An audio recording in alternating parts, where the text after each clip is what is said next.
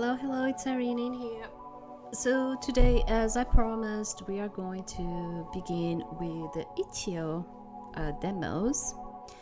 And I am going to start with this one, which is called Geisha. I don't actually have a lot of information about it. So, from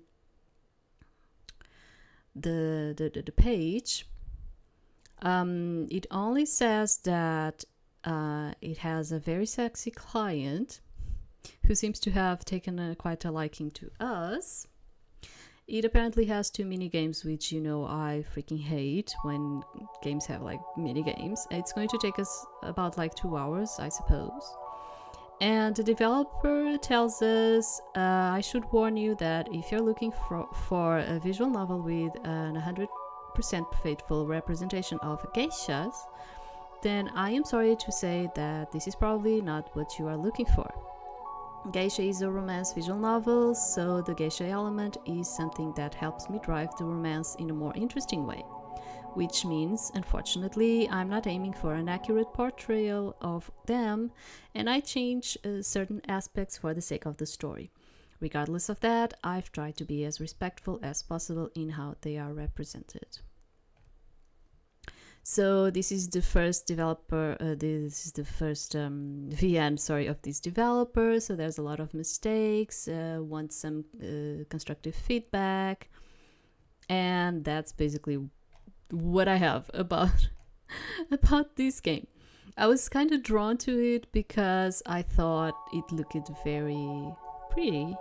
So we're going to see how this is going to work, okay?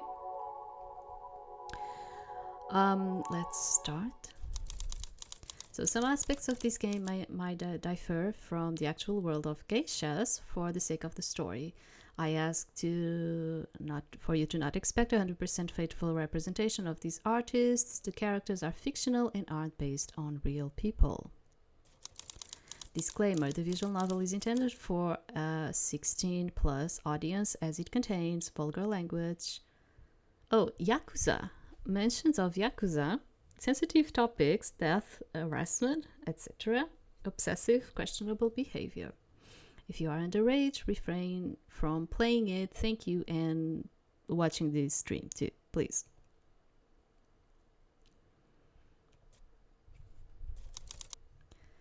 I realized long ago that time forgives nothing, not even the memories of better days.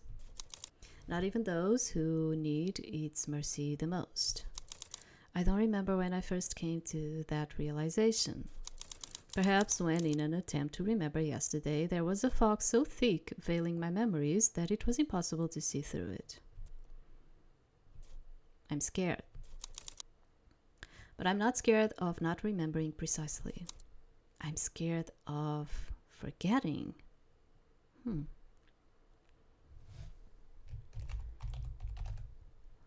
No, I know nothing about this one. Nothing. I thought it was like, it looked good. So I was like, well, we can try it. Wrong. Mrs. Kawa's piercing voice thundered deafeningly throughout the room. Every one of us froze in our positions. The music stopped for what felt like the 10th time in that class, and I caught a few weary, exhausted sighs behind me. Even the musicians looked fed up. She started tapping her fan against the table in an impatient rhythm. What's gotten into you this morning? You're all hopelessly out of sync. Well, maybe it's because we've been practicing nonstop for hours. Give me just 1 second.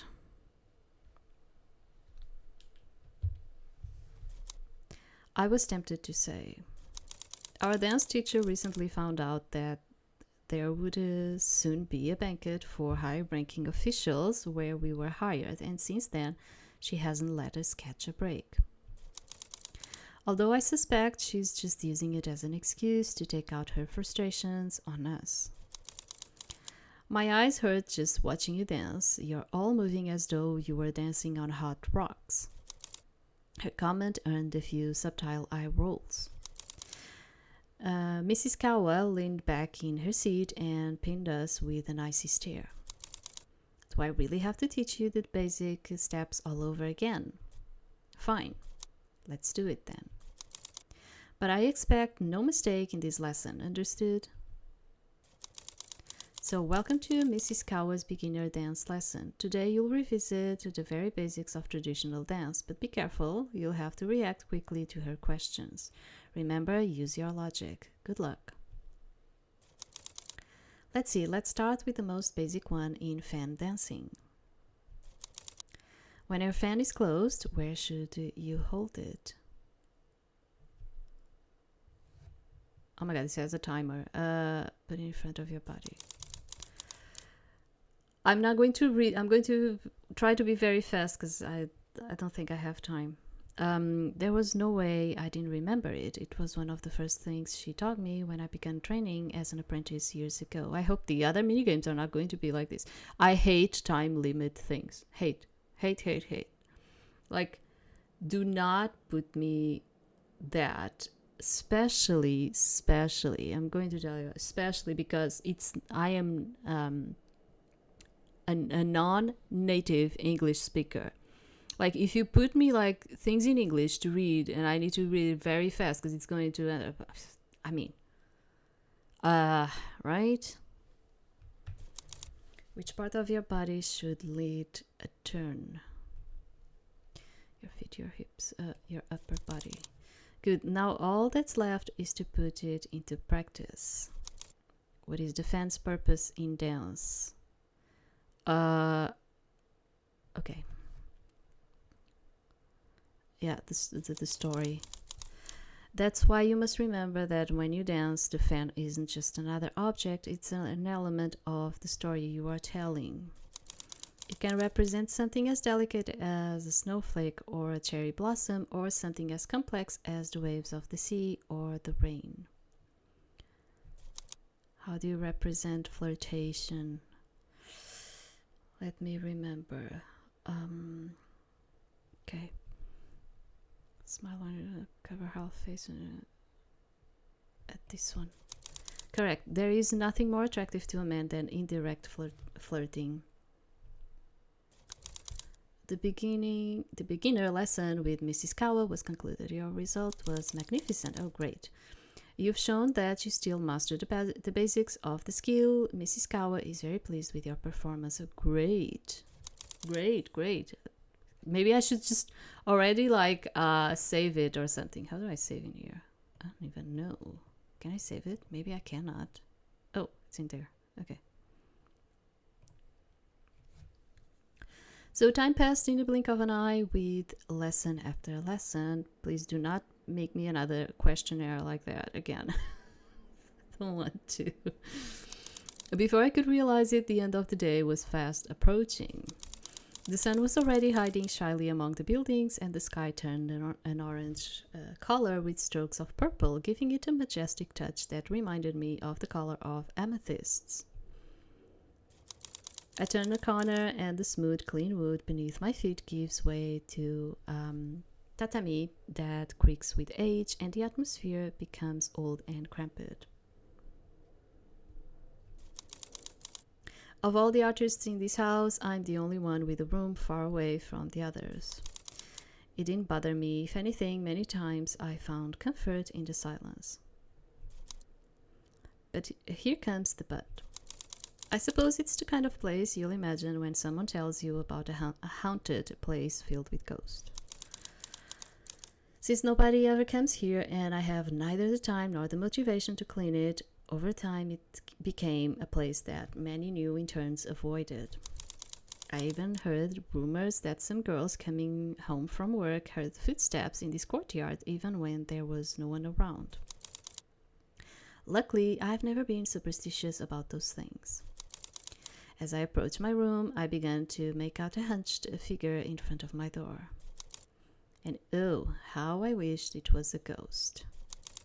My pace slows, delaying the imminent confrontation, because of course, why else would that woman be looking for me if not to ruin what's left of my afternoon? and incidentally, my existence in general.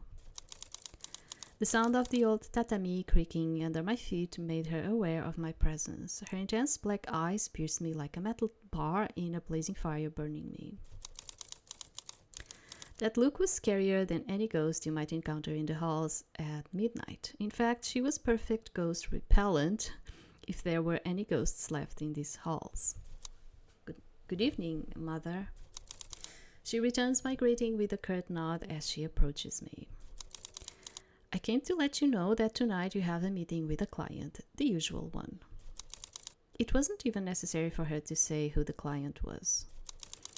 He had been the only one who had been attending during those last 3 months, coming once a week, and the only one who seemed to have the freedom to make a last-minute arrangement without Mother telling him off. Him. I stifle a frustrated sigh, preferring to spare myself a murderous look from the woman in front of me. I had confronted her about it many times, but all I ever got was a reprimand or some ungrateful yelling. And it seemed that I didn't have a say in the matter since Mother wasn't going to take no for an answer. Her face said it all.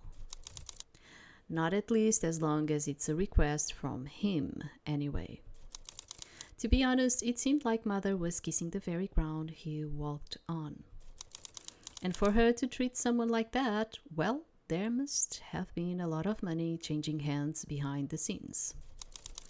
Nothing is more precious in that woman's eyes than the glittering gleam of money. By 10 o'clock, you should be ready to go to room 20 as usual. I left your kimono and hair ornaments on your dresser. There aren't enough attendants tonight, so you'll have to get dressed by yourself. Do you understand? Sure, that's actually kind of hard for you to dress yourself when it's like the kimono. Her cold and direct tone didn't surprise me. She had always been a woman who never beat around the bush and saw unnecessary interactions as pointless. Those of us who have been under the tutelage for years are already used to it, though. It's more... Usually you have more difficulty with the obi. The obi is like the one that goes like around your waist in here. It's usually the one that gives you a lot more of a hard work to put, okay, especially when you need to like go around in the back of it. Don't mind me, whatever. But yeah, it's kind of when it comes to put the obi, that's the part that it's actually harder. Mother started smoothing down the sleeve of her kimono as if my very presence unnerved her. At least it was a mutual feeling. Yes, Mother. I had no choice but to speak, even though the little devil sitting on my shoulder was telling me to screw everything. My rational side was stronger. And in the blink of an eye, she disappeared down the hallway, her footsteps on the old wood fading away until they could no longer be heard. I was left alone in the middle of the hallway. I entered the small space I called my room and closed the door behind me. My room itself was a visual trick. While it seemed spacious and roomy for the outside, as soon as you enter, you realized it was actually a tiny room where I had to stack everything meticulously for a person to fit. This room used to be an entertainment room for guests, but due to its inconvenient location, they decided to reduce the space and turn it into a room for the staff. Although at night it seemed like a sinister place due to its total lack of maintenance, I often appreciated the peace it gave me. I looked around me.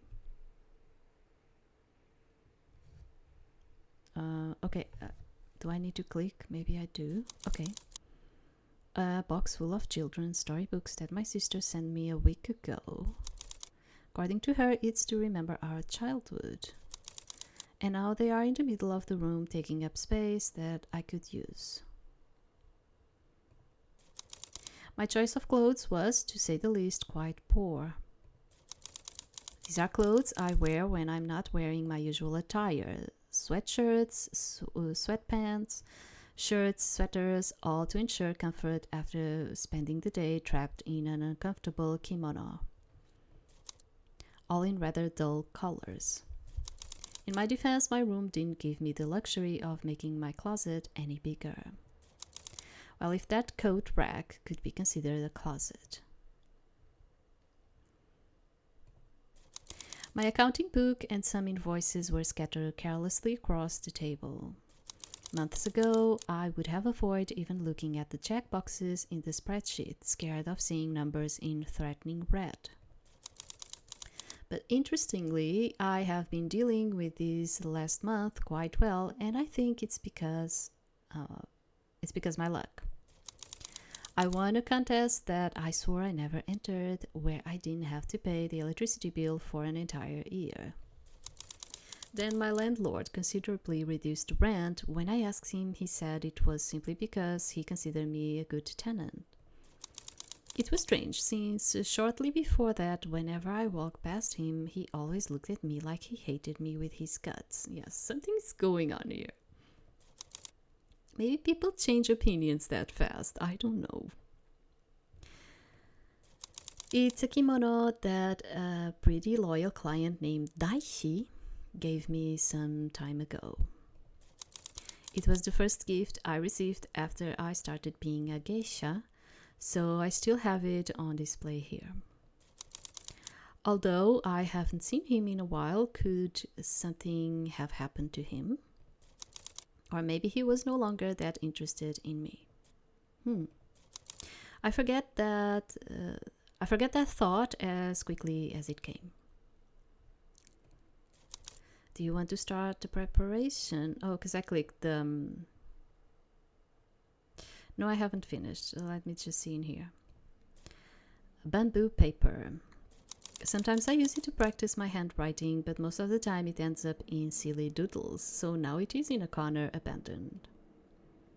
I don't know if there's something else. I don't think so. I already went here, and there's nothing here and here. And oh, it is my lifelong friend, a cute little cat, which has been there since the moment I was born, courtesy of my father. It has several tears, patches and wear from the years, but it's still by my side after these 22 consecutive years. So we are 22, probably. And since it's winter, I sewed a tiny scarf for it so that it doesn't get cold. As silly as it may sound. So let's probably start. Do you want to start? Yes, sure. Let's start the preparation. I sat down in front of my vanity and out of habit picked up the brush to begin applying the white makeup that would soon cover my face and neck. My hands neither hesitate nor tremble. They have repeated these gestures so many times that they are now unfamiliar with error. I draw the line of the eyes with precision, making sure it's not too bold but also not too barely noticeable. No, they are used to. They usually put their own makeup. Yeah, they are used to that. Yes. In terms of wearing the clothes, they usually have someone to help them. But putting the makeup, yeah, they are usually the ones that put the makeup, yeah. Then I dipped another brush into a bright, fiery red that promised to catch other people's eyes and let it stain my pale lips. I looked at myself for a few more moments in the mirror to see if everything was in its proper place. I was always amazed by the reflection of that geisha, despite seeing it almost every day.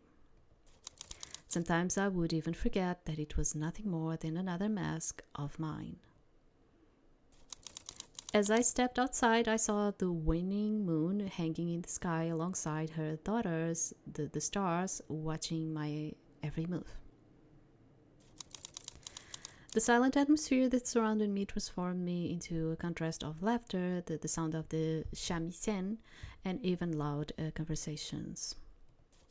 I walked through all those rooms where, through the sliding paper doors, I could see the silhouettes of people moving, barely giving them more than a sideways glance. I'm tempted to just like overwrite, yeah, because we had to um, pick everything in the room and all of it, and I'm like, if I need to go back, then I need to like pick everything again. I better save it again. Room 20 was the most secluded room, located at the end of the corridor, away from the lively atmosphere. It was usually chosen by customers who wanted more privacy or weren't too fond of noise. As I walked down the corridor, I could feel the laughter, the constant sound of various instruments, and the steady footsteps gradually subside. The shadows at the doorways of the rooms diminished, and the voices became whispers filled with secrets that couldn't escape those four walls. While the first few doors were usually occupied by families or tourists eager to immerse themselves in Japanese tradition, further on were the merchants and businessmen who, under the guise of having fun, came to discuss matters. Of course, they didn't mind talking about it in front of us. After all, we were just their entertainment for the evening, and they knew we could keep our mouths shut.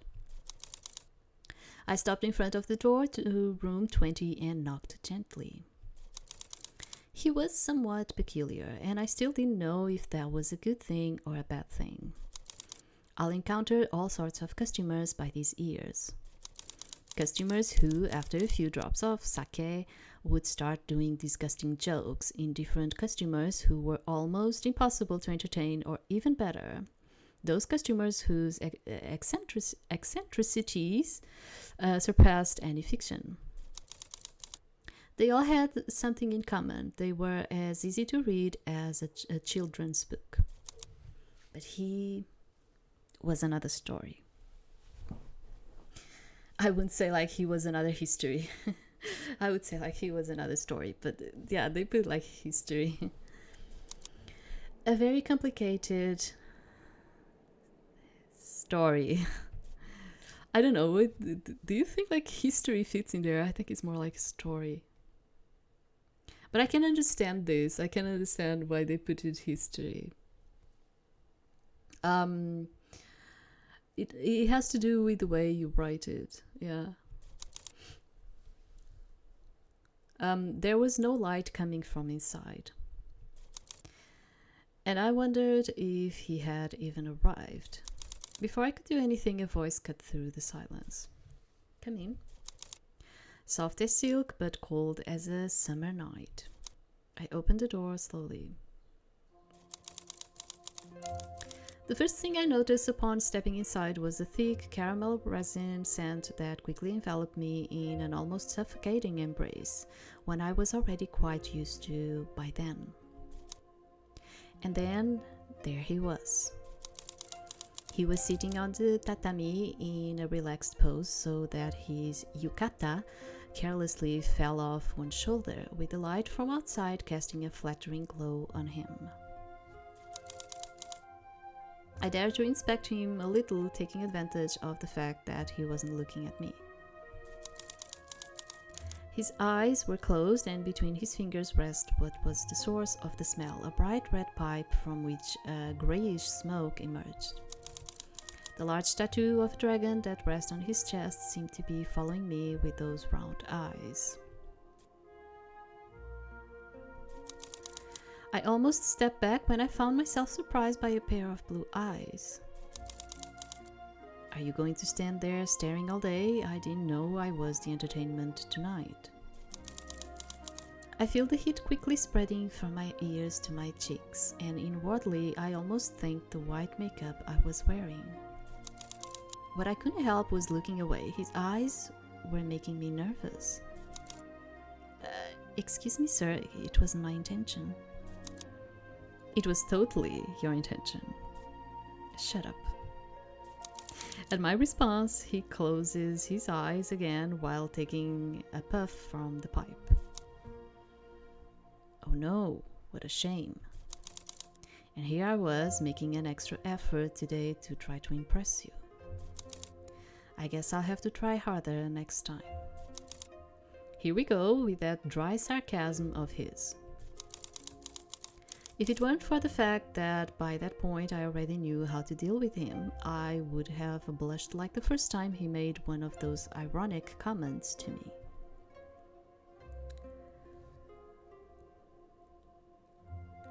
Yeah, like sometimes I feel like the way they would like not indulge him or don't indulge him.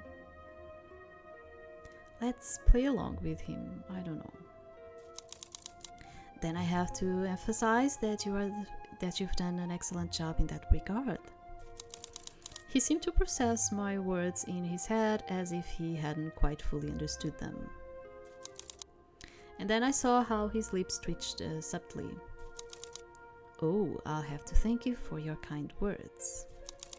Although I could say the same about you. We looked at each other and smiled, beginning a battle of glances. He raised his hand and invited me to sit across from him. But he does look gorgeous. That's why I kind of like picked the game, because I was like, oh my god, he kind of looks gorgeous. And we sank into silence. I glanced at him out of the corner of my eye, this time more subtly. I remember the first time I saw him in this very room. I felt somewhat intimidated by him because of his robust and imposing appearance, though I felt most like that when that deep, dark sea looked at me. But as time went on, I realized that he was the perfect embodiment of don't judge a book by its cover. He was surprisingly calm, though I often suspected that he was actually indifferent to everything around him. He usually asked me to play the shamisen for him or make small talk about something trivial.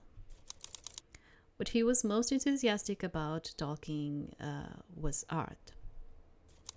He seemed lost in his thoughts and I didn't know what to say or do.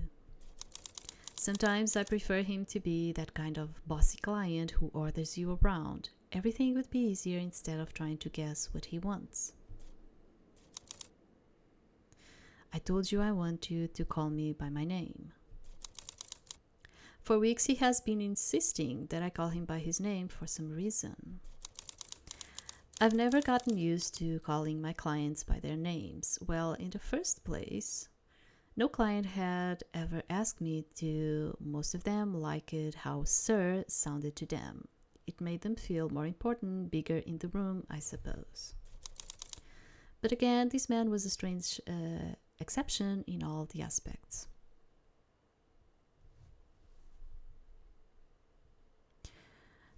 Call him by his name, pretend you don't remember his name.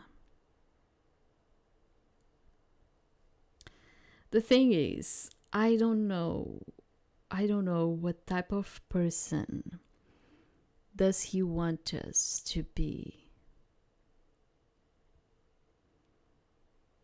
And I wanted us to get into a good situation here. But I don't actually know what type of person is he expecting us to be.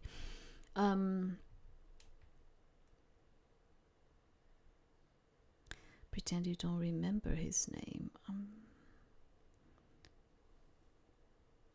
Sorry, I'm just like, I'm taking time because I'm thinking. I want to try to do something different. Yes, Mr. Haruto. I could see him slightly raise one of his eyebrows. I knew perfectly well that wasn't his name. As artists, we have the basic duty to know our clients' first and last names. His eyes narrowed so much that it was almost impossible to see their blue. Haruto? Isn't it Haruto? I made sure my tone was light and playful so he could get the joke. But seeing his face grow increasingly stern, I realized it wasn't working. And then I remembered the words of my etiquette teacher for the first day she taught us. A joke is only good if you first learn to read the person in front of you. Yeah, that's why I was like, should I choose one or the other? Perhaps I forgot that little detail. He didn't seem to take jokes very well. Sorry, I was just kidding. I remember your name naturally, Mr. Hikaru. His expression remained unchanged. You've definitely messed up. Okay. I could imagine my etiquette teacher looking at me with reproach and disapproval from the back of my mind. Yeah, but that's why I was like kind of like hesitating, which is like, did he wanted me to be kind of more like the appeasing type of person? Of course, being the appeasing type, it would make me like any other geisha. Do you understand what I'm trying to say? Or does he like us and comes to see us because we act in a different way? Do you understand what I'm trying to say in here? Like, because you are different. You are not like all of the other geishas in here that just do what you have to do and act in this way. That's why I was like, would he want me to be this type of person, or does he visit me because I am different? And I was like, I don't know. Jokes aren't my thing. Okay. I'm sorry. I was dying from embarrassment. Although it seems you are starting to feel confident enough to joke around with me, I think I can get used to it. Was he inviting me to joke with him more often? Suddenly, a gust of wind blew in from the garden and brushed his hair away from his face.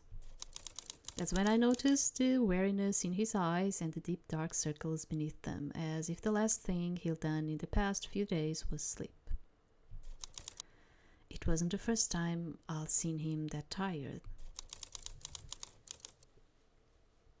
Sometimes he'll disappear for weeks at a time, and when he came back, he always looked gaunt from exhaustion, as if he'd been through unimaginable things. You don't look well. Has the construction project keep you up at night again?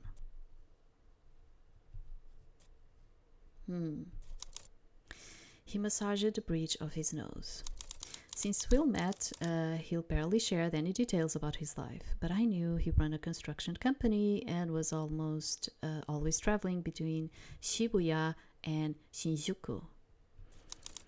And it seemed to be taking years off his life. There are more incompetent people than I thought. I wonder if he really had such incompetent employees, or if he was just a boss with unrealistically high expectations. Although, to be honest, I've never seen him criticize my service, so I doubted that he was that kind of boss. And others who try to find an opportunity to sabotage you. Sabotage? Maybe he meant a rival company trying to steal his clients? Doesn't sound very charming. It isn't, especially if no one else can handle it. As if just talking about it stressed him out, he took a long drag on his pipe, and in real time I saw his pupils constrict and the blue expand. It couldn't be healthy to consume that stuff. He always had that red pipe dangling in his fingers as if he couldn't bear to be without it. Every time I entered that room, that smell of burnt caramel enveloped me and lingered even after I left. Although you may not know this, but smoking this type of pipe or smoking a cigarette, actually a cigarette is worse for your health.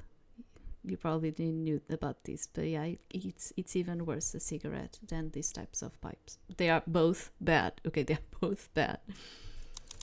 It wasn't my business, and perhaps it was best to let it go, but I often found myself worried about what that pipe might be doing to him. Suddenly, an idea came to me. Wait a moment, please. I stood up and approached the small wooden sideboard against the wall where the tray I was looking for rested. Mr. Hikaru raised an eyebrow when he saw what I was holding. Is that...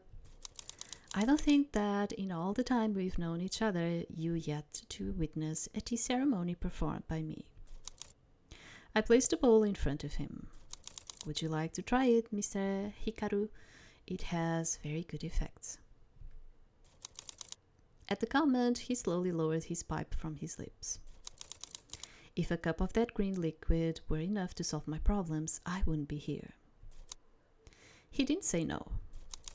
With all the time I have known him, I understood that if he didn't say no directly, that means that's a yes, even though he doesn't say it. I smiled at him and started explaining.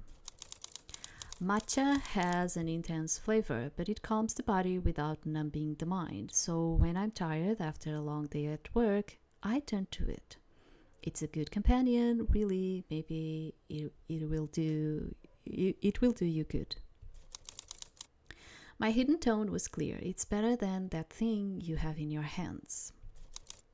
You have nothing to lose by trying it, I reminded him. He slowly put the pipe aside and all his attention focused on me. Do you really like to drink that thing?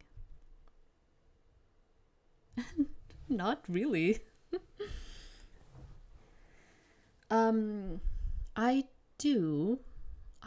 Although I have to be honest that I prefer matcha in all of the other things than actually like drinking real matcha tea. It has like a bitter taste, okay? So it's kind of funny that when you have like matcha in an ice cream, when you have it like on sweets or something, it just tastes good. But when it's like the real matcha, it has like, it's good, but at the same time it leaves you with like this bitter taste. Yeah, it does have that. Well, very much. If my favorite artist insists, go on. God. God. So is this like the mini game thing? Oh God. I'm going to screw it in here. It's time to show Mr. Hikaru a wonderful tea ceremony. Try to make him the best tea possible and surprise him. Although, no matter what you do, he'll probably like it. Yeah.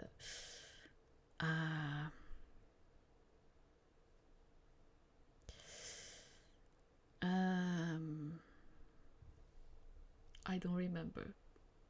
Oh, they are telling us. Okay, first pour the hot water into the bowl. How do I do that? Oh my God. Is it like this? Okay. Take some matcha powder. Yes, I know. Like it's with this one. You need to do it like this. Then we put it in here. Then we need to whisk it, right?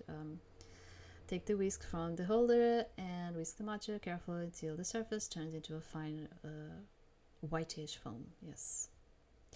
Not this one. This one. This. I cannot. Ah! My God. I don't want to add. I want to. Ah! My God. Why is he like still in here? No, I don't want that one. I want this one. Oh my God, get out of there. Okay, this is going to be screwed. I'm trying to click on the whisk and I'm not able. I don't want to put another one. I want to whisk it. Game, please. I want to click on this. Oh my God. Okay.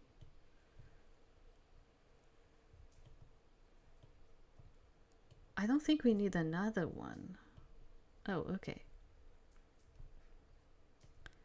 How do I do this? Wait. Is it like this? No?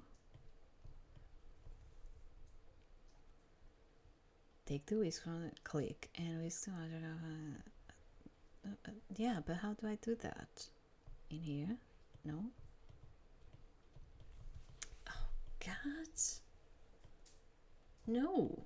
No, that's not where I'm clicking. I need to click on another thing because otherwise it doesn't come out from there.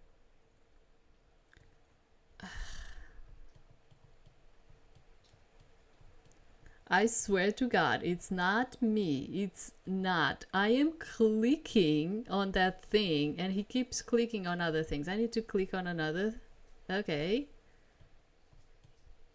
Ah, God, no. Why? Why? Why? Okay. Why? What? happening? Okay, and now how do I do it? How do I whisk it with this? How? How? How? Oh, freaking mini games. See, this is the reason I keep telling you that I hate to do mini games, because it's always like something doesn't happen, something does, yeah, add. It's going to be a freaking shit, because you're only supposed to add once. Game, can I do this or not? Nope. Nope. Nope. Nope. Nope. I just want to whisk, and I cannot whisk. Oh, God. Sure, just add more. Take the whisk from the holder. Sure. And whisk the match. Yeah, but I want to whisk it, and I don't. It's not. Oh. Oh. But I was doing this, and I was doing like nothing. It's going to be so bad. Can we do this again?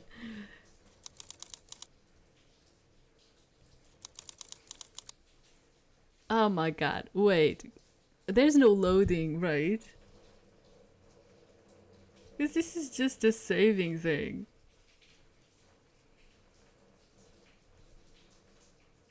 No, I want to load. Okay, whatever. I am not. What is this, by the way? Okay, it's like the log, right? Okay. My friends, I'm sorry. This is probably going to end up. Yeah, I know you've been laughing in there. But you saw it. I was like trying, and then he would like just grab the freaking spoon again. It's like, what's going on here? Satisfied, I placed a bowl of. I'm not satisfied. I placed a bowl of green liquid in front of him, giving a slight bow to invite him to try it. He simply nodded and picked up the bowl between his fingers in a strangely careful way. Sorry. And surprisingly, without hesitation, he brought the cup to his lips and took a short sip. I tried to hide my anticipation for his reaction. Oh my god. It's not so bad. It was horrible, dude. It was horrible. Oh my god. A feeling of satisfaction touched my chest. It wasn't a best thing I've ever tasted, or it's so good. But coming from the man in front of me, it was a miracle. Glad to hear that. The second sip was a victory. His lips curved a little more, like he was thinking about something funny. My curiosity piqued. Sorry, I always say piqued. Sir, Hikaru, you seem amused about something. I was just thinking about the first time we met. You were a cold and unbreakable wall, although you always smile at me. He lifted the cup and took another sip. Now it seems like I matter to you a little more. Even if you keep rejecting my advances, Proa. I almost roll my eyes with that nickname. Almost. Proa. Many times I insisted him to tell me what it meant, but he still hadn't told me yet. It's true that the first time we met, I decided to be a bit more closed off with him. Maybe because he made me feel a bit nervous, and my gut told me he wasn't trustworthy. But as he started coming around more often, things changed. We became close, or as close as we could be as worker-client. Hikaru-san also seemed to relax around me and started making those ironic comments I had already gotten used to. Now that I think about it, I was going to ask you something. Yes? Are you free tomorrow? I want to take you out for dinner.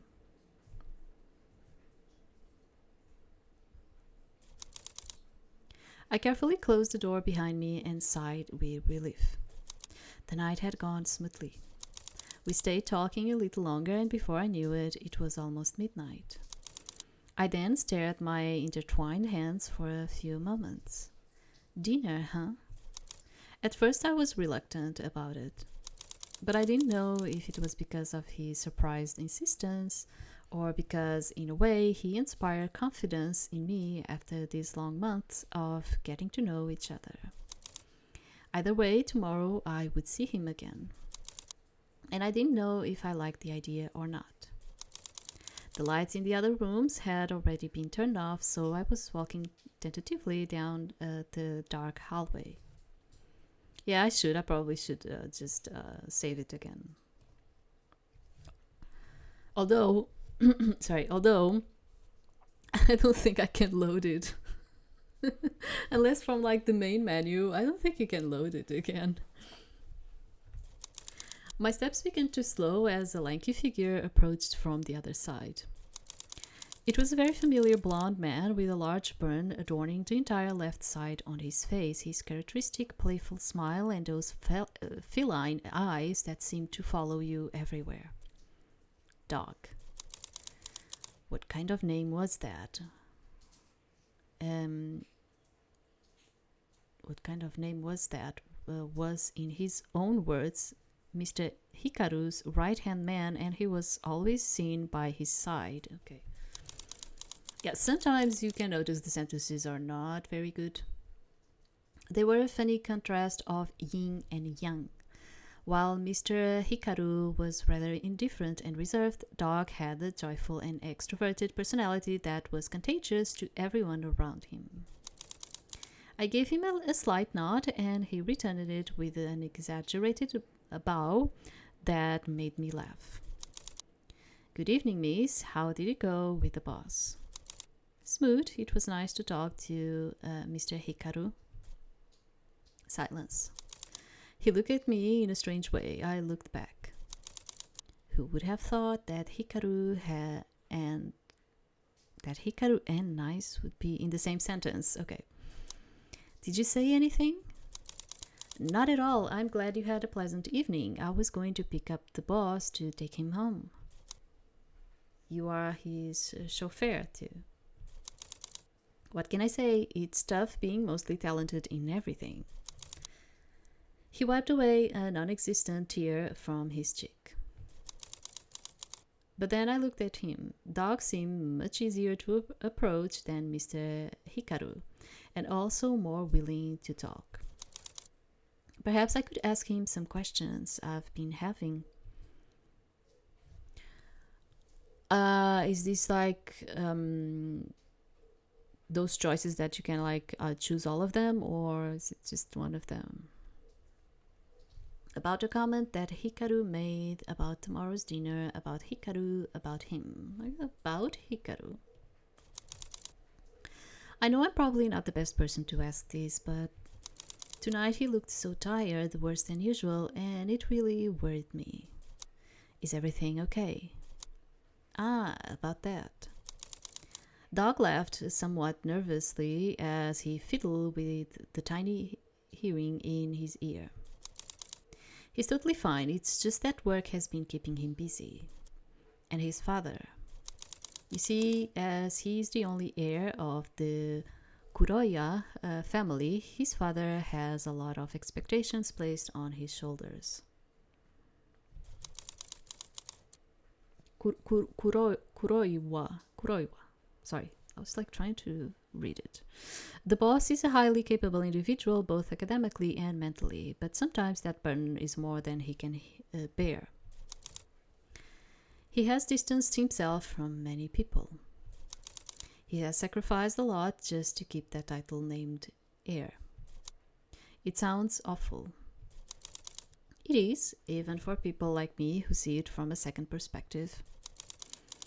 His gaze, which had been lost on a fixed point behind me, probably at the door of the room 20, returned to me.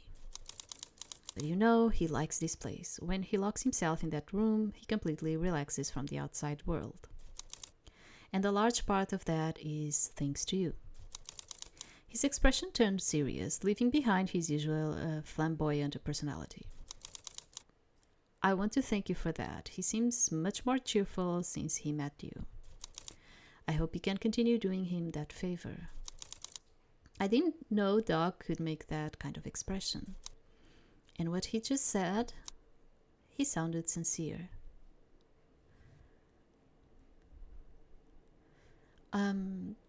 Feel indifferent, feel flattered, feel relieved. A soft, gentle feeling flooded my chest. I believe that in this job, beyond entertaining customers, there is another factor that we often forget, making them feel good and have a good time. And when someone shows you that you've been doing your job, it makes you feel good. I'm glad I was able to help Mr. Hikaru. Anyways, it's getting late. You should go back to your room before some yokai eats you. Thanks to his comment, I realized that several minutes must have passed while we were standing in the hallway talking. If I didn't get back to my room on time, I might face Mother's fury for not being where I was supposed to be. That's the real yokai I could face tonight. Yes, it's true. I should go back now. We can talk in another moment.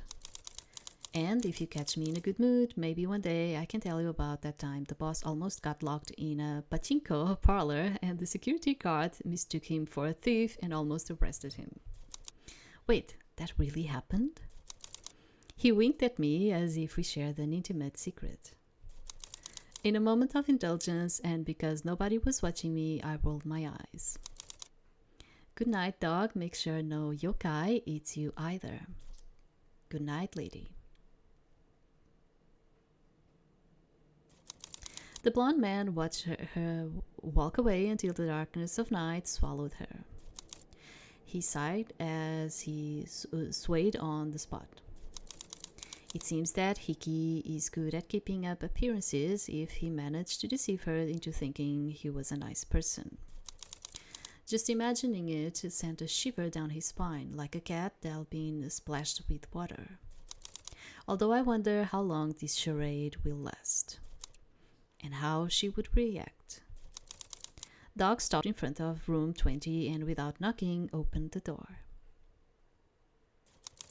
Hikaru was leaning against the table, his yukata already undone on his torso, showing his large tattoo of a dragon. Hiki, I came for you. Hiki, is that matcha? The dark-haired man just grunted as if the scream was the worst sound he had ever heard. Lower your voice, dog, and I told you to stop calling me by that ridiculous nickname. The blond man didn't even seem to hear him as he hurriedly approached the taller man and began to shake him, his hands frantically touching his neck and arms. Is your throat itchy? Can you breathe properly? Has urticaria appeared anywhere? Dog's screams grew louder as he lifted the dark-haired man's sleeves and could already see some menacing red dots appearing on his arms. Yeah, that's why I stopped it in there for a moment because I was like, does he have allergy? Why on earth did you take that, Hiki? You know perfectly well that you are allergic. Hikaru pushed him away roughly with a huff as he stood up. Stop making such a fuss. I've taken poisons more deadly than this crap. The blond man looked like he could faint on the spot. You don't even like matcha. Hikaru ignores his comment and leaves through the door while Dog follows him, still complaining.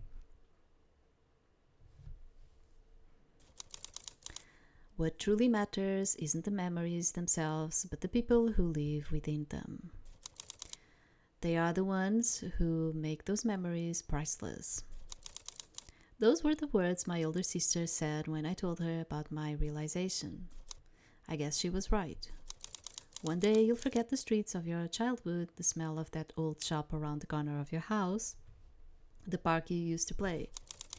But you'll probably remember your mother's warm gaze as she welcomed you home, or your friend's sad smile on the day you both graduated. But she never told me what I was supposed to do when I started forgetting those faces. Because those faces are beginning to fade away too, slipping through my fingers like sand. Time. Why do you insist on burying the yesterday beneath today? Why won't you let me remain where my happiest memories still exist? For some reason, that morning felt warmer than usual, strange considering it had snowed last week. The sun bathing me in its intense rays put me in a bad mood. The beads of sweat trickled down my face, made difficult my vision, and makes me to constantly clean my face with the back of my hand. I threw the cleaning products I had brought on the floor and huffed. I looked carefully at the old shabby hallway surrounding me, then at the garden, abandoned for who knows how long.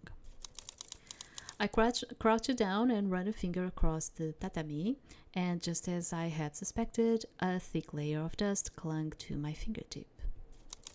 I let out a quiet sigh as I stood up. I wouldn't normally be interested in doing a deep clean in this place. It wasn't worth it, and I always had better things to do. But a clean space, a clear mind. Or that's what my older sister used to tell me when we were little.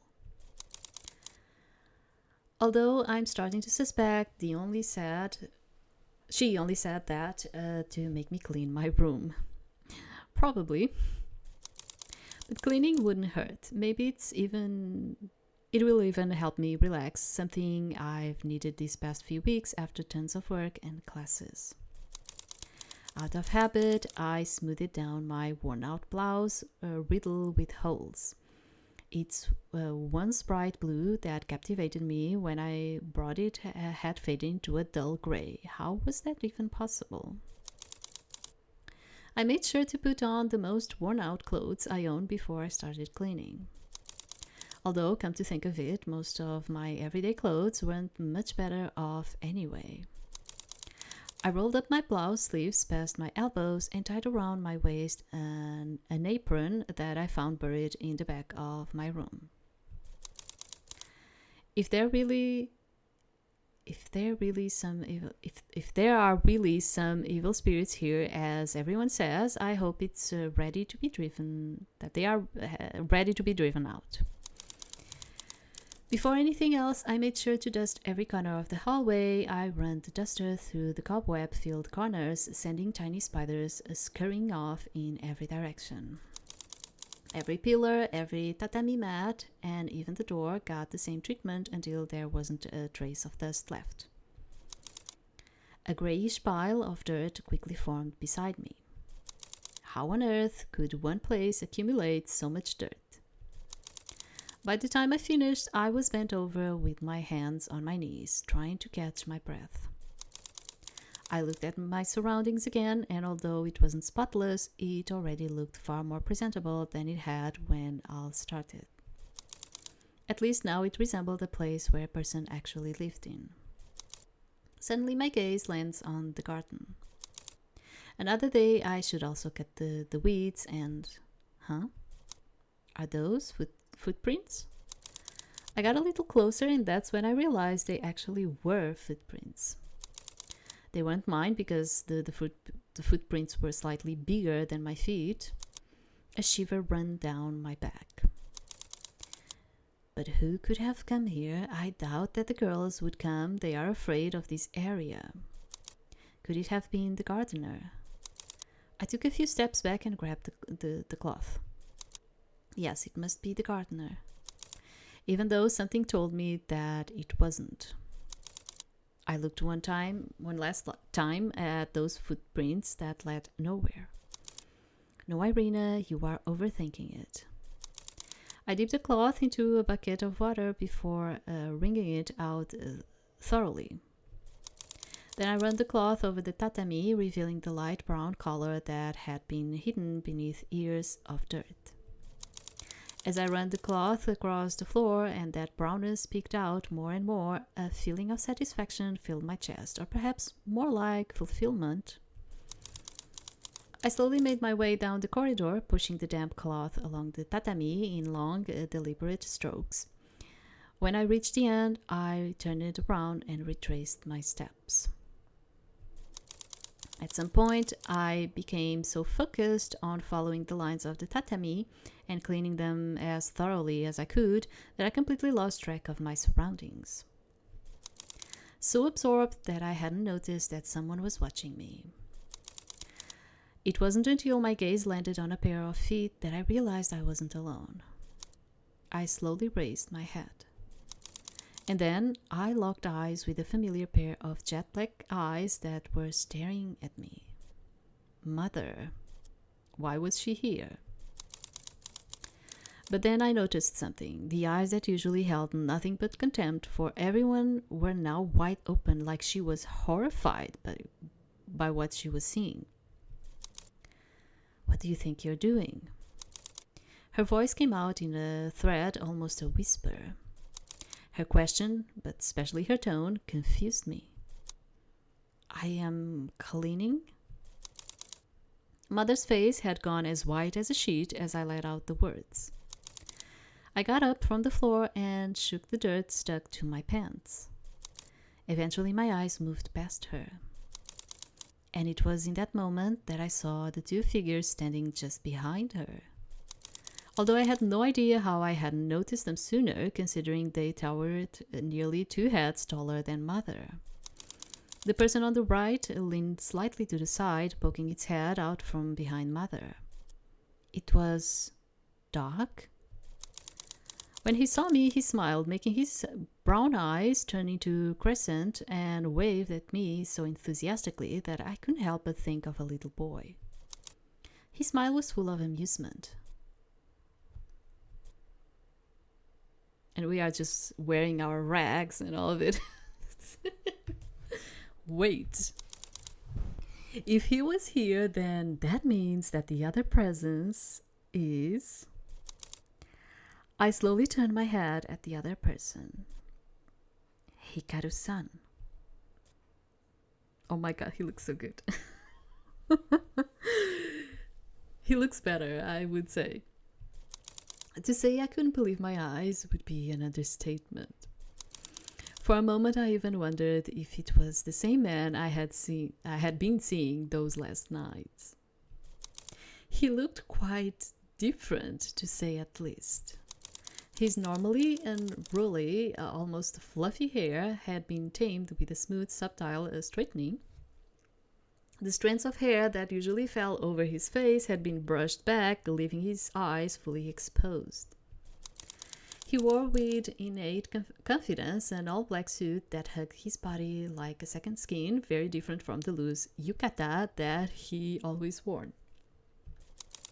Perched on the bridge of his nose were glasses that made him look more intellectual. Even the way he carried himself was different. I never thought about what Hikaru-san would look like outside the room 20, not deeply at least. I just assume he'll always have the same disheveled, carefree appearance. But looking at him now, I realize I'll only ever known one side of him. To me, he had simply been the man who visited room 20 and my most frequent client. But in reality, he was much more than that. It wasn't until Mother cleared her throat pointedly that I realized I'd been staring at him, quietly taking in his unexpected new appearance. I strategically ignored making eye contact with her. Although her expression said it all. What are you doing standing there? Greet him. I gave a slight bow to the both of them. Good morning, Sir Hikaru, Sir Dog. Mr. Hikaru made a small gesture for me to straighten up while Dog nodded approvingly. An awkward silence settled over the hallway. Why wasn't anyone saying anything, and why Mother bring them precisely to this area? I looked to Mr. Hikaru to see if our feelings were mutual, but that's when I caught him looking at me. No, wait, not me, but lower. I frowned and followed his gaze. Oh, Oh, that's when I understood why Mother went so pale when she saw me. And Dog had that mischief grin from ear to ear the whole time. My blouse was torn. My trousers were stained with grime after an hour of cleaning, and my hair was that disheveled that I could feel some strands of hair stuck to the sweat on my face. I must have looked like a complete mess. Out of all the days, why did they come here today? I began to feel the unpleasant sensation of being exposed. Exposed. An outsider would have laughed at the use of that word. You are exaggerating. But they'll never understand what it's like to work in a profession where your clients never get to see the real you because all you ever show them is the person they are meant to see. Not Irina, but Rena. That detail of my life doesn't bother me. After all, Rena is as much a part of me as Irina is. It's just that watching their faces twist the moment they catch a glimpse of the other side of you, the most human one, it's humiliating. I hadn't realized I'd been avoiding Mr. Hikaru's gaze, afraid of seeing the very expression I'd dreaded all along. With an inward sigh, I finally forced myself to look at him. But I was surprised to find the same impassive expression he always wore. There wasn't the slightest twitch of disgust on his face. Nothing, no hint of revulsion, no disappointment, not a single crack in that unreadable facade of his. As if he couldn't have cared less about how I looked at that moment. And for the first time since I met him, I was grateful I couldn't read him. May I ask what brings you here, Mother? I was showing Mr. Hikaru and his companion around the house since he mentioned he was curious about the layout of the house. A very interesting layout. Mother let out a laugh and sounded almost forced, as if she had to drag it from the depths of her chest. Yeah, sometimes there's some sentences that just pass by. What's going on here? And we just happened to pass by to give you a gift. Yeah, I don't know why that keeps happening. Because it's not me clicking. You probably thought it was me, clicking very fast. It wasn't. It's just, sometimes this happens, there's just a sentence that gets overpassed by another. I don't know why. This time, Doc spoke up, abruptly cutting Mother off as he lifted a small chest that was stuck under his arm all this time. A gift? For me? For tonight. Oh, right, the dinner. Doc handed me the chest.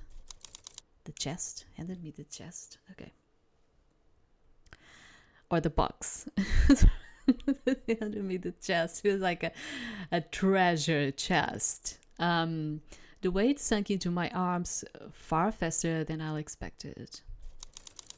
I was surprised by how heavy it was, considering how effortlessly he'd been carrying it. It was slipping from my grasp. But then, I felt a pair of cold hands wrap around mine as they steadied the chest. Okay, I will continue. I froze. Looks like you can't handle anything heavy. I blinked it once, twice. I've never been this close to him before. So close that I could make out every shade of blue swimming in his irises.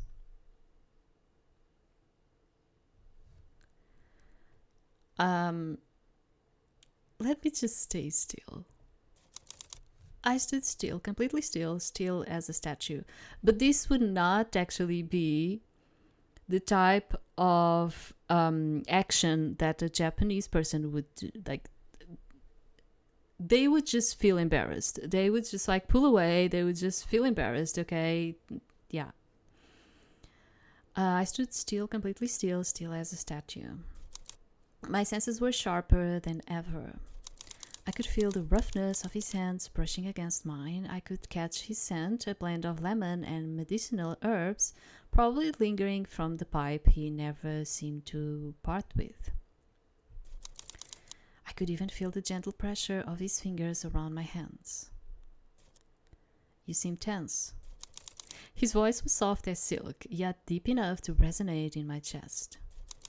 I had to admit, his voice was ethereal. I don't know how much longer we would have remained like that if Doc's whistle hadn't broken the silence. Mr. Hikaru slowly withdrew his hand and slipped them into his pockets. My gaze then drifted to the chest resting in the chest. I think it's like a box. I cannot, I don't know. It doesn't feel right to me. Like, yeah, right, chest. I'm drifting to the box resting in my hands. It was a semicircular wooden chest box, its smooth surface coated in a deep crimson lacquer. Intricate carvings adorned its edges. Both the lock and the hinges were made of gold, as was the large bonsai motif that stretched across the entire front of the chest. Okay, maybe it is like a chest, okay? It's like a treasure chest. I had the slight impression that it was worth more than my annual minimum wage. Is it really all right for me to accept such a valuable gift? Once a gift is given, you can give it back. Besides, I wouldn't have brought it if I didn't want you to have it. He replied as though it were the most obvious thing in the world, and I couldn't help but smile to myself. Instinctively, I pulled the chest closer against myself. Thank you, I'll appreciate it deeply. That's all, we'll pick you up at 9 to 9. Be ready by then. And before I could reply something, Doc flashed me a playful wink and the two of them started to leave. Mother, however, didn't follow them. She remained by my side, waiting until the sound of their footsteps had completely faded. She kept her eyes fixed on the corridor before speaking. Irina, do you remember the first thing I told you the moment you set foot in this place?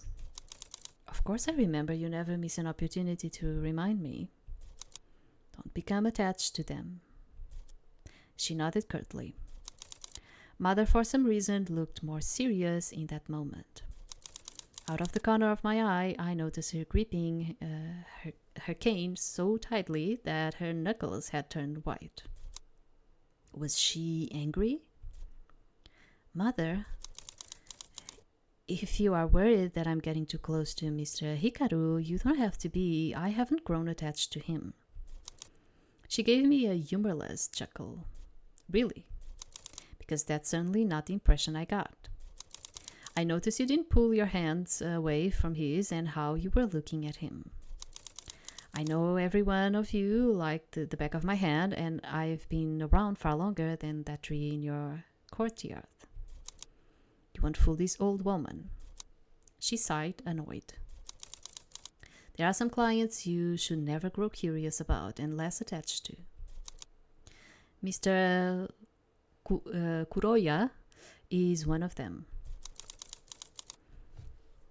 Never try to look beyond him. Remember that as a geisha, you should never try to pry in the client's thing. I believe I taught you too that you give a client your talents, never your heart. Well, keep doing that. And don't give him too much attention. She began walking away in the same direction. Her cane resonated in the hall. Be careful, Irina. I look at myself in the mirror. My reflection stared back at me intently. My hand brushed against the fabric I was wearing, smooth and delicate. The kimono that was inside the chest was breathtaking, to say the least. I'm going to just do another one. It had a pale yellow gradient that became more intense as it traveled through the fabric. It had handmade embroidery on the fabric of lotus flowers and colorful koi fish that created a striking contrast with the main color. Okay, so there's a lot of meaning going on here with the lotus and the koi fish and the yellow. Okay. The kimono wasn't very complicated when it came to design. I would even say it was simple, but it has that type of simplicity that attracted people. It was a bit more colorful than I would normally wear. My hair, now adorned with ornaments once more, almost seemed to shimmer on its own. It had been a long time since I last worn anything in my hair. It was a truly thoughtful gift from him. How long has it been since I last touched fabric like this or ornaments this bright? I couldn't take my eyes off my reflection. I glanced sideways at the digital clock on my bedside table. It would soon strike 9. There wasn't much time left. I adjusted one of the ornaments in my hair, straightened the collar of my kimono, and took one last look around the room. Then I quietly stepped outside, and the chill air, but they put it hair. Yeah, it wasn't me. Then I quietly stepped outside, and the chill air of the night hit me. That night it was colder than usual. The streets were eerily quiet, as if it were a ghost town and no one where people lived. But even though the street was almost dark with not a single street lamp working, I could see Mr. Hikaru just by scanning the street 2 seconds. He was leaning against a black car, a cigarette resting between his fingers, which he was trying to light with a lighter that clearly wasn't working. An involuntary laugh filled my chest. The impatient movements he was making with the lighter stopped instantly when he heard me. He turned his head so quietly, I was afraid he'll break his neck. His furrowed brows lifted when he saw me and then returned to their usual expression. He stopped leaning against the car and then walked towards me while throwing the cigarette to the ground, emerging from the shadows. And he stood in front of me. Then it was my turn to raise my eyebrows slightly and very subtly, impressed by what I noticed. He had shaved his beard. Oh my god. Oh my god. I mean, I like it to see him with a beard too, because I am totally on for guys with a beard too. Like, honestly, this guy looks good, and he looked much younger now, even younger than me. It seems that a beard could add 10 years to your appearance or take 10 years off. Laughing at me, huh? I wouldn't dare, Mr. Hikaru. I'm quite sure that I heard a laugh. Must be some ghost that is wandering around here. A ghost dressed a ghost dressed in a yellow kimono, maybe. He started walking towards the car before I could answer. You look good, by the way. Direct and unashamed, his usual tone. I'm quite used to it at this point. I knew that asking Doc for advice on what to get you had been worthwhile. You asked Doc? He's the one who knows the most about those stuff. He was a sales clerk at a high-end fashion boutique a few years ago. As I approached to the car, I noticed his eyes drifting towards my hair, his expression changing slightly. He raised his hand and, without warning, slowly extracted a metal pendant hairpin from my hair and inspected it. My hand instinctively went up to my hair, surprised by the sudden movement. I don't remember giving you this in the chest. It's an ornament I thought you would complement the others. He examined it closely before putting it in his pocket. Confiscated. Huh? I gave you the chest so you wouldn't wear anything else. I so prefer to say like I gave you the box, you know. You look good in what you're wearing anyway. You don't need anything else. The way he said it, so casually and without hesitation, made me wonder if I had misheard. But seeing how the ornament picked out from between his pocket and from his expression, it seemed that he was serious. What he had just done was so childish. He looked annoyed. So unlike him, if I dare say so. Seeing that his decision was unchangeable, I sighed inwardly and got into the car, reminding myself to retrieve my hairpin later. The moment I stepped inside, I paused. A bar. I thought we were going to have like a dinner. Of all the places I had imagined, this had not been one of them. But I must admit that the atmosphere wasn't bad. The bar was quiet, with jazz music playing softly in the background and a glow emanating from behind the counter. And there weren't many people there either, just a bartender, a man slumped over the bar, a couple, and two men who seemed to be discussing about something. The only ones who looked at us were the couple who quickly went back to their business and the bartender who gave Hikaru a knowing look, which he quickly returned with a curt nod.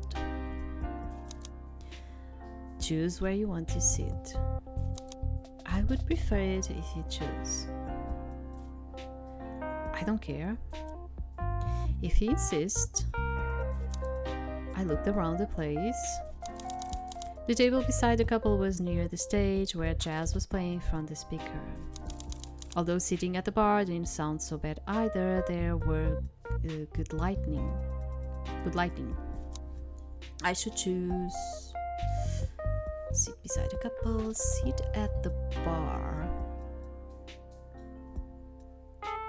I mean, if we sit at the bar, it seems more like we are on a pickup kind of thing. So yeah, sit beside a couple. In that case, let's sit there.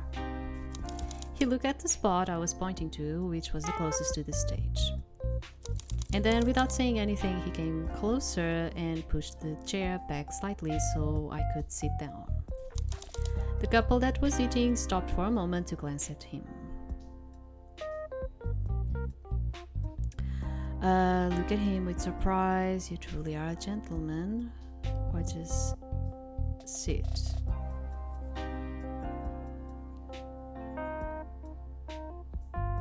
I will just sit. I don't want to make a big fuss about it. I sat in the chair that he was offering to me. He then sat in front of me and crossed his legs, resting his elbow on the armrest of the chair. I envied a little how easy he seemed to blend in with the surroundings. To be honest, I didn't think there would be a place like that inside that building. I mean, we started walking down an alley that didn't look very charming, and the building from the outside looked like it was about to fall apart, the banner with the bar's name too. But the inside was different. Bright lamps, a fully equipped stage, comfy armchairs. My eyes landed on Hikaru, who was flipping through the menu. He totally fit in that place. In fact, he seemed more comfortable there than even in the room 20. It was a curious contrast. While in room 20 he was a sloppy, bored man who didn't care much about how he looked, the Mr. Hikaru I had in front of me now was the complete opposite. Although both parts of him still had that coldness and that air of everything sliding of him that characterized him. You can hear often. He didn't look up from the menu. It's just such a thing that like you can hear often. Like it seems like you're trying to pick up someone, you know. Like yes, I usually come alone when I need a break from work. I guess that's why Mako has been staring at us since we came in here. Mako. He nodded towards behind me. I turned my head and saw how the bartender that Mr. Hikaru had greeted was staring at us intently while holding a half-poured cocktail in his hand. When he saw that I had caught him red-handed, his face turned an almost alarming shade of red and smiled nervously at me before running to hide in what I assumed was the back storage room. I had never seen anyone had so many facial expressions change in seconds. Don't pay too much attention to him, he's always been like that. He can't hide it. Is it that unusual for you to come with someone? I've only brought 3 people to this place. One of my older sisters, Dog, and now you. Me. I wanted to have a date with you, so I thought I should bring you to the most decent place I knew. Also, I don't like crowded places. I find them tedious. I have to tell you something, which is like, I am getting a bit cautious about the things in here, because Dog said that his boss was doing this for a purpose, and that the boss had another face. Also, our matron was telling us to not get involved, which is normal for geishas to, it's normal. But I am starting to feel that, do we want to be involved with this guy, or is there something else and a reason for us to actually not be involved with this guy? So I'm kind of like, I think that's why, like, in the last choice that we had, I was kind of like, oh, do I want to say, oh, you're such a gentleman? And I was just like, don't make a big fuss. Let's just sit, because I'm starting to get a bit, like, cautious about it. I don't know exactly what he wants from us. And this place is unknown enough that few people come. Indirectly, he made me look around, and the several empty tables proved his point. Yeah, and also these, like, oh, we are going to a dinner, and he brought us to a bar. Do you understand? Like, I'm starting to feel reluctant about the situation. Like, what does he want from us? That's when he handed me the menu. There was nothing eccentric, as I had thought. In fact, there were quite ordinary dishes that you could find anywhere. The menu offered a variety of Japanese dishes, although apparently also from other countries. There was hot broth, ramen, chicken and vegetable yakitori, tempura, fresh sashimi, and small plates meant for sharing, along with various sides and drinks, mostly alcoholic. No dish seemed very nice for the color of my kimono or for my makeup either. I want tempura, I want curry, I want ramen.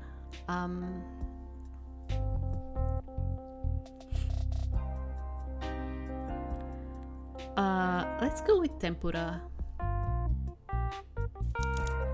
Mako, stop hiding and come take the order. Just when I thought the poor guy couldn't get any redder, when he came out of his little hiding spot, his face looked like a red traffic light. He stumbled over to me and pulled a notebook out of the pocket of his waist apron. Good evening. What would you like to order? The boy started writing in the notebook while Hikaru was listing the dishes. But when I thought he was going to go hide again in his hiding spot, he stood there looking at me in a not very subtle way, as if he were confirming something. Sorry for what I'm going to ask, but are you a geisha? Isn't it quite obvious? We both chose to ignore his comment. I nodded. It's the first time I've seen one. He scratched the back of his neck, now less nervously.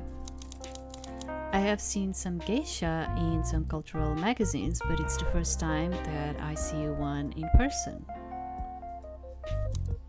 And you look just like them. Well, to be honest, you probably will find more geishas in Kyoto. But in here, apparently, we are in Shibuya. And you won't actually see that many geishas in Shibuya. He began to chatter, and my smile kept getting wider. When was the last time someone spoke to me like that? Can I ask you something?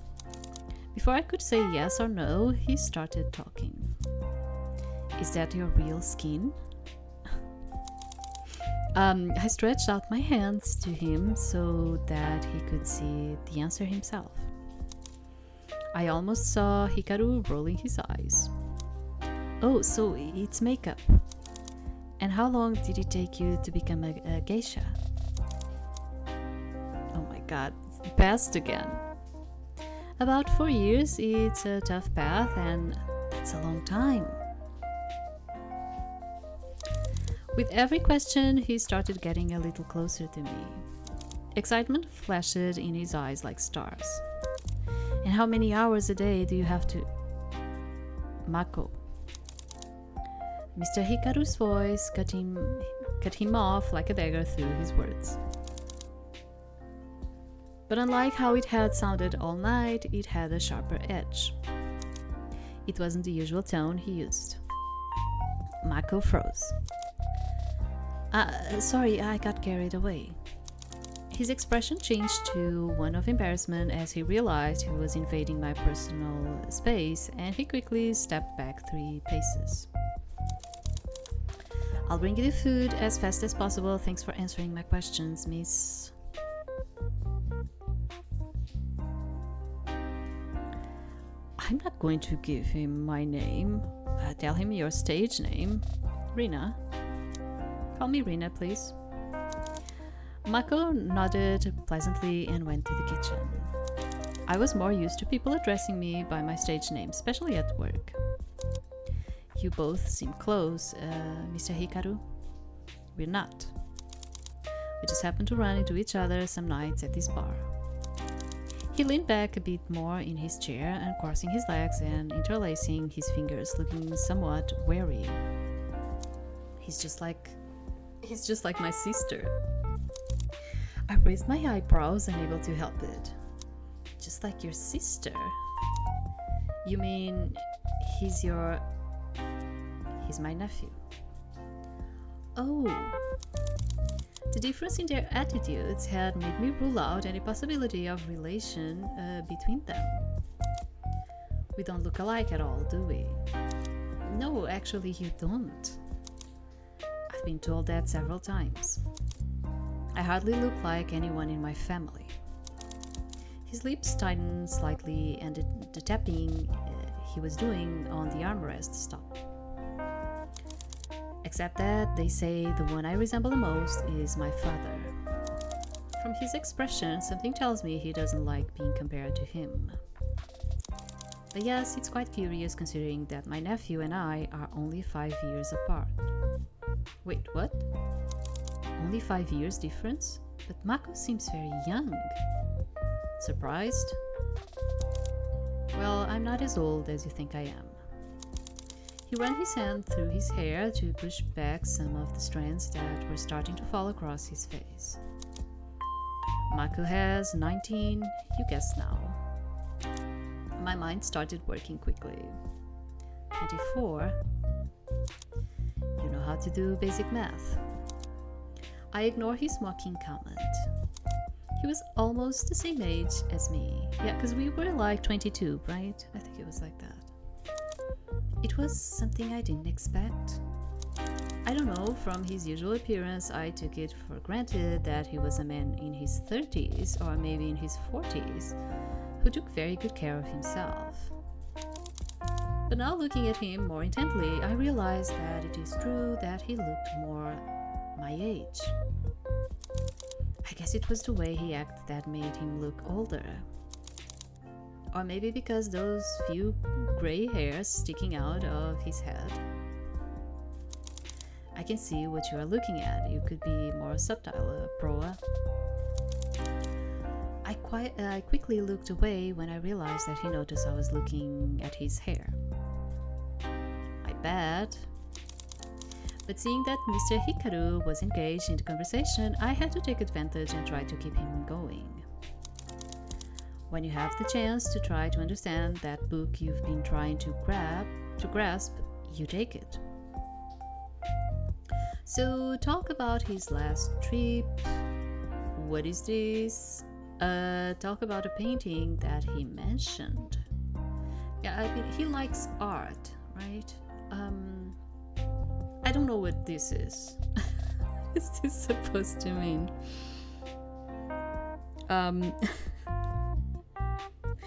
Honestly, I have to tell you, when I see like these things, I'm so tempted to just click and see what's going on in there. But at the same time, I'm like, because I'm doing this with you, I always feel like I want to take this till the end and in a good way, you know. But I'm so tempted. Yeah, you want me to. I'm so tempted because I'm like, what is this? Okay. So in the end, did you manage to find that painting you were looking for so much, for so long? No, I'm still looking for it. Are you going to tell me what the painting is about? When I have it, I'll show it to you personally. Oh, really? Is it by some famous painter? He shaking his head slightly.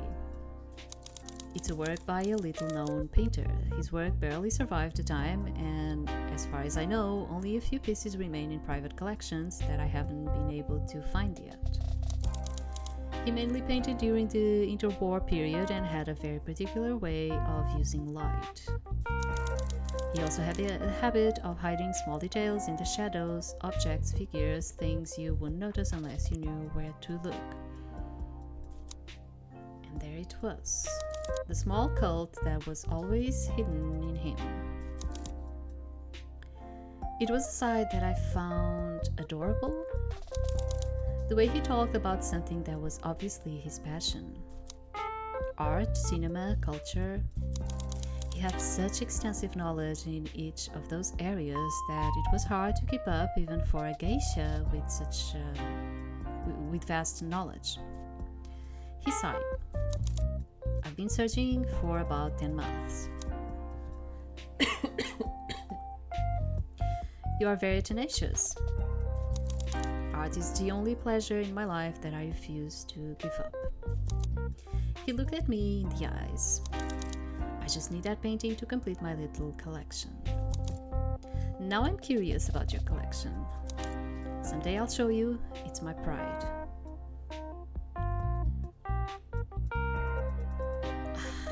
I'm sure you have some very interesting pieces. I would love to see it. I don't know. As I told you, I became so cautious about the situation that now I'm like, should we go forward with this guy? Like, I am having the sensation that we are just going to go blind and we are going to get in a really bad situation in here. You know, I don't know. Should I be just like giving myself, or I don't want to be giving myself. But this might give us like another type of bad ending, so I don't know. So I'm sure you have some very interesting pieces. You have exquisite taste in art. I'm sure you have some beautiful pieces. Mr. Hikaru's eyes widened momentarily as if he had expected anything except that. And then his cheeks blushed a gentle but noticeable pink. He was blushing. His eyes quickly looked to somewhere else. I never imagined he would have that expression on his face. Don't say things like that. I blinked, like I couldn't believe what I was seeing. The food is ready. Mako's singing voice interrupted us. Mako brought several plates, cutlery and the drink with great agility. While he was putting the plates away, I paid more attention to him, and that's when I noticed that he had a certain resemblance to Hikaru in terms of jaw and eyes. He was like a more youthful and gentle version of Mr. Hikaru. Thank you, Mako. You are welcome, Rina. Talk with more respect. She's older than you. Oh, I don't mind, Sir Hikaru. I'm not that old anyway. At my comment, Mako stuck out his tongue to Hikaru. You little... Mako laughed mischievously as he got back behind the counter, like it would save him from Hikaru-san. It was entertaining to see Hikaru-san getting reeled up. My gaze dropped to my plate, and inevitably, I felt like I was starting to salivate. Mako had strategically placed the breaded shrimp with a lively and crispy orange color with a homemade sauce. I was already eager to hear the satisfying crunch the shrimp would make when I sunk my teeth into it. Trying to resist the temptation to eat, my gaze turned to Hikaru's plate instead. Yeah, I thought about getting the tempura because Laman is going to probably stain our kimono, because you have to slurp. Like they have that thing there, like you have to slurp, to kind of show that you are liking what you are eating. So I was like, maybe ramen, no. So I was like, tempura. It was a dish I had never seen before. It's vutsikas sealia. I don't know how to say it because this is like Russian. I don't know if it's like Russian or something. For me, it's kind of like Russian, okay? In fact, I don't know. Let me tell you something. Vutsikas. I don't know if it's not Turkish or something. It's somewhere in there. It's somewhere in there, okay? Or like Russian or I don't know, kind of Turkish thing. I don't know. Vutsikas Sialina. It's pork with spices. It's a typical dish from my mother's homeland. Okay, can you tell me? Because now I'm curious. He cut a piece and handed it to me. Try it. I accepted while muttering a little thank you, although after a few seconds I felt embarrassed by my enthusiasm. I looked at the pork piece. It was juicy and with a pretty golden brown. I'm curious. I want to know because I don't want to be like telling you.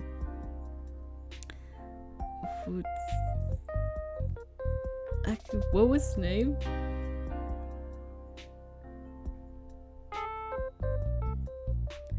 Sealia. Can I find it?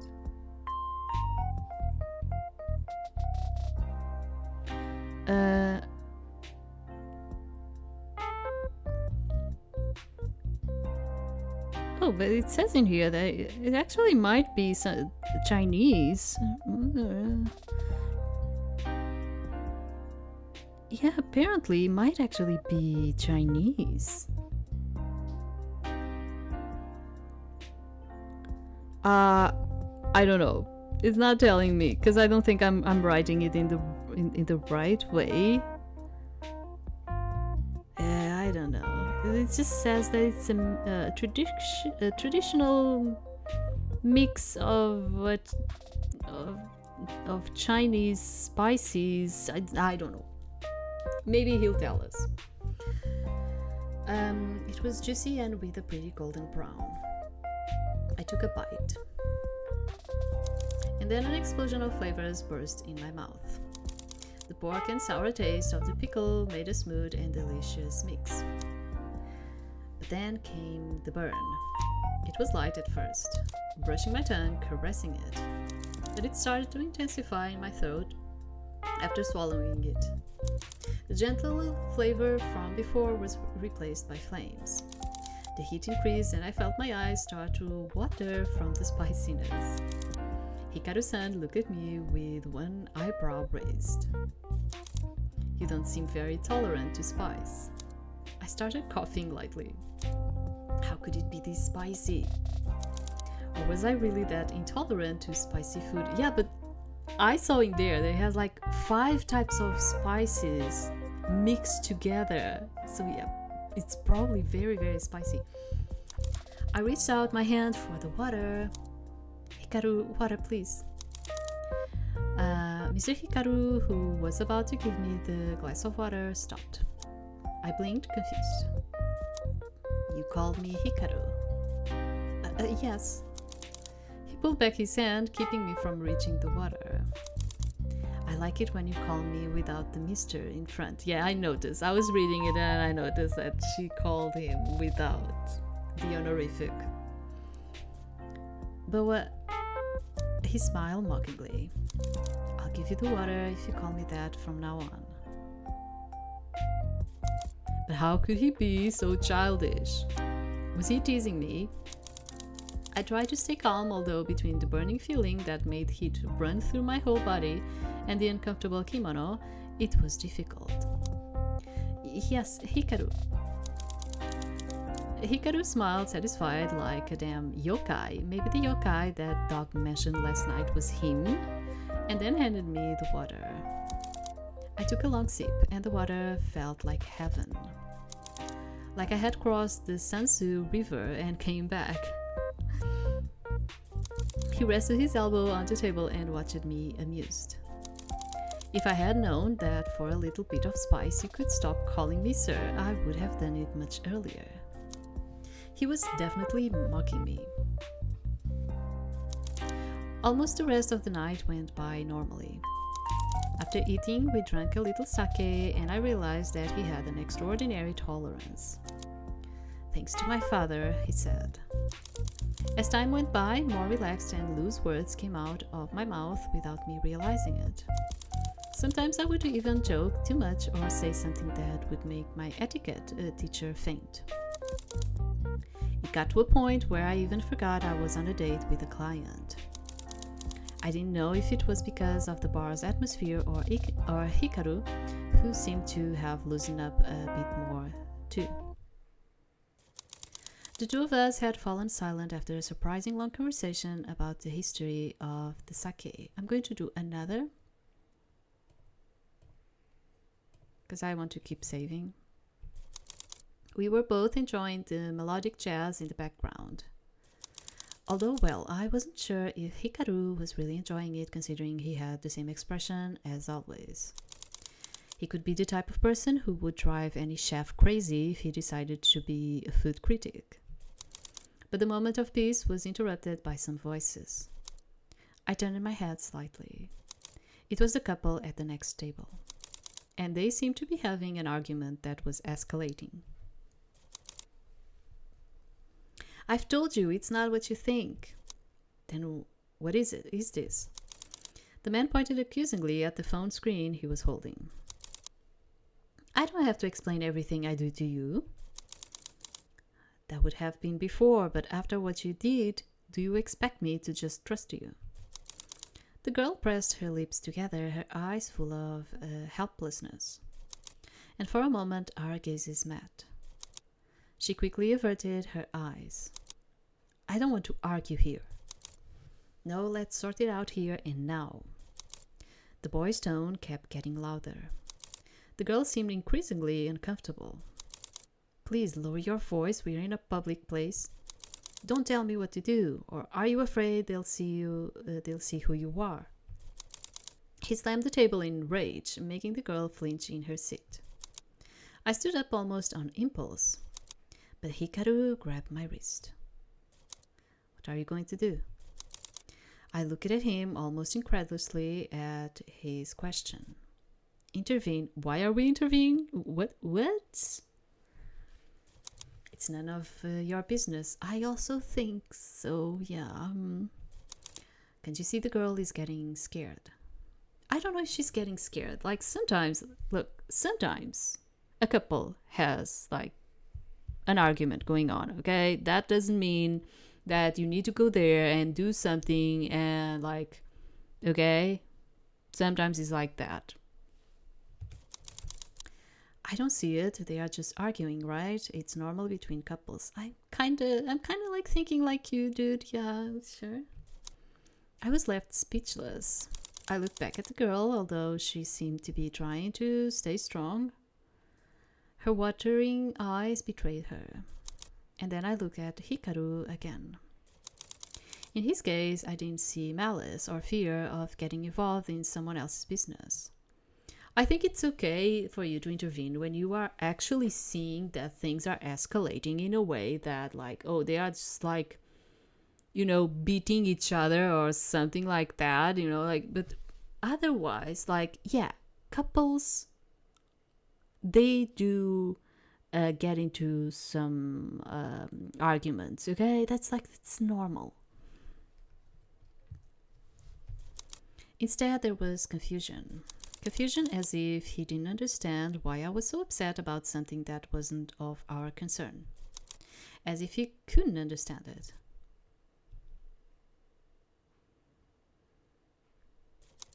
The argument ended shortly after. I didn't know what had happened between them, but the girl ended up getting up and leaving alone. The man stayed seated. Shortly after that, we left you saying goodbye to Mako. There were people everywhere, groups of young people walking in both directions, workers returning from their jobs, families, nothing unusual considering it was a rush hour for nightlife. To get to the car, we had to pass through that huge crowd. I tried to move forward, but someone came in front of me and made me stop. Suddenly, Hikaru grabbed my arm and gently pulled me closer. But instead of letting go, he slid his hand down my lower back. Follow me, we don't want the crowd to swallow you up, he said. He started making his way through the people. Even with the layers of the kimono, I still felt his cold hand passing through me. The car parked in front of the Okiya, and I got out. The ride was uncomfortable. I kept thinking about what had happened at the bar. I didn't know whether to feel angry or frustrated with him. I sighed to myself as the night wind messed up my hair. Hikaru also got out of the car. Thanks for the dinner. I gave a small smile. He nodded as he took out his cigarette pack. We looked at each other in silence. Those blue eyes were darker than ever, darker than the sky above us. Good night, Hikaru. I gave him a small bow as a farewell and started heading back. I don't understand many things. His sharp voice went straight through my bones. I didn't turn around, but I kept listening. Things that are obvious to others. Good night, Proa. Okay, thank you for playing the demo. See you soon. Hikaru will miss you in the meanwhile. Okay, we didn't got into any bad ending. This is like thumbs up. And I was kind of like concerned about the minigame, although that minigame was like something, right? Because I was trying to just freaking whisk the tea and God, yeah, I was like, there was a moment there that I was like, how long am I going to stay in here? I won't be able to do this. It was interesting. I am still very cautious about this guy. Like, I don't know what to say about this guy, but oh my god, he looked so interesting, didn't he? It's so interesting. So yeah, we'll see. Since this was just a demo of the full game, which I don't know when it's going to come out. I don't think there's a reference in here. Let me just see. Yeah, there's no reference in here. So that's it. As usual, yeah, I liked it. I liked it. Yeah, the English in here needed to be a little bit more polished, without doubt. It was okay. Let me just see in here. Music, sound, food, title, illustrations, text effects. Yeah, no, I have like nothing in there. Yeah, so as usual, I am going to leave the link in the description for you to try the game if you would like. And that's it. That's it. I don't know. Let me see if I have another thing that we can play. Maybe a tiny one. Okay. Yeah, because I'm looking at the hour and I'm like, ooh, maybe a tiny. Let me see if I can get like a tiny one for us to continue. Okay. So it's just for a bit, and let me see what I can get. Okay. So see you in a minute, and thank you very much.